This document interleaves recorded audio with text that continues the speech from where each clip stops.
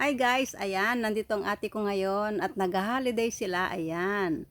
Ngayon ay, siya ay nag-harvest ng tomatoes, ayan.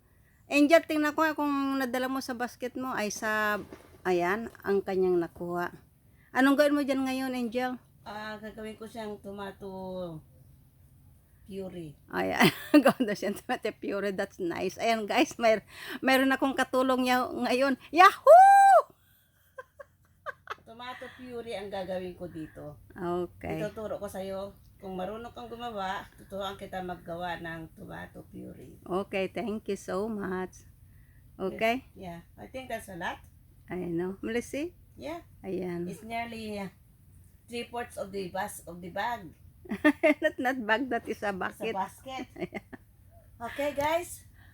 Ayan, Thank you for watching, and I'm here today to have a holiday with the lovely sister Okay. and helping.